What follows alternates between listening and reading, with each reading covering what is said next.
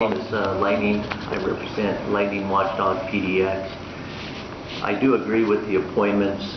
Again, I think I also heard that the owner of Broadway Cab would be attending these meetings, which I think is very beneficial. One of the concerns I want to just stress to the whole committee is that, as you know, a lot of these companies at Broadway Radio have taken a serious loss in their valuations of their businesses. And I want it understood by the new committee members that we need to figure out a way we can help them recoup their losses by, quote, the shared economy, by bringing in Uber and Lyft. One of the ways that I've been trying to figure that out is I think Uber just received another $3.5 billion from Saudi Arabia, my understanding, for their expansion. What I'd like to propose to the committee is that make a suggestion to Uber at this time before they decide to do their IPO and allow these companies to have their built-in losses rolled into their IPO of Uber, and see if Uber will look at it at this time to understand that make a first step forward on doing something great in the Portland, Oregon market by allowing some type of profit incentive that you have made a tremendous amount of money by coming into this city. When you do your IPO and you will become your supercorn unicorn status, which you're trying to do, Mr. Kalanick, you will achieve that, but also pick up some of the people in Portland, Oregon, which I've asked at the beginning of this, and work them into your IPO, either by funding them back low interest loans, long term, to continue to operate and build their businesses, or offer them a buy-in before you do your final IPO, to where these companies can also show a rapid increase in profits, as you have done in the Portland, Oregon market, by riding the backs of the traditional cab companies, taking their ideas, creating a simple app, putting it on your platform, which anyone could do. The Sanwar brothers are doing that all day long to you at Silicon Valley. So understand, imitation is simple, but step forward and show how you can recoup their profits. You can do it through your IPO. Do it. Thank you. Hi, my name is Mary Rose Eng, and I'd like to say hello, Council, again, Steve Novick, Amanda Fritz, Charlie Hale, Stan Saltzman, and Nick Fish. It's a pleasure to see you all.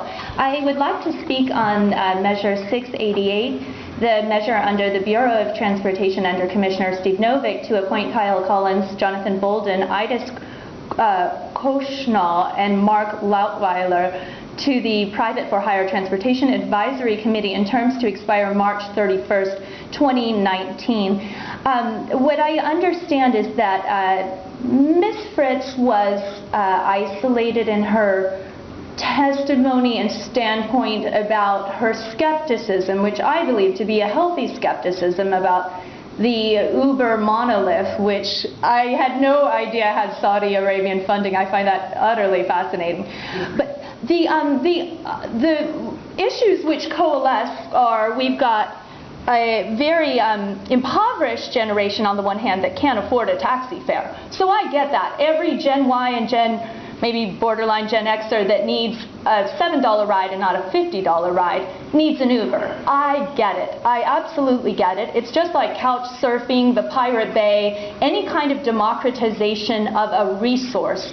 I get that. What I don't get is why we are not committed to women's safety, children's safety, and the safety of vulnerable persons, disabled persons. I am also concerned from a labor angle when we have cabbies or Uber cabbies getting bashed on the head by even drunk pint-sized women. A woman can be quite furious at times if she's drunk. And did you see that Med do that on YouTube? It was wild. So when we have our Transportation Advisory Committee, I understand that the taxi cab industry is very alienated, and there are some people who really believe that they would never trust putting their daughter in an Uber on the way to the airport. So I hope that the Transportation Advisory Committee doesn't have any pre-existing affiliations or pre-existing lobby arrangements or secret packs and envelopes of cash linking back to Uber or the taxi cab industry, and I find it very difficult to believe that there isn't some kind of secret arrangement. So I unfortunately am unable to report to the public whether Kyle Collins, Jonathan Bolden, Idis Koshnal, that's K-H-O-S-H-N-A-W, or Mark Lautweiler, which is L-U-E-U-T-W-I-L-E-R, have any affiliation with the Uber company. I don't know if they're technologists or Silicon Forest people, or if they're Dark Ages people or Stone Age people. I don't know what kind of people they are and whether or not we should trust them. But I do trust Zach Goldsmith, who said he trusts a black cab in London. But the man's a millionaire or billionaire or something, so I'm not. Thank you. Charles? I'm going to be the closing. The artist is going to speak. I'm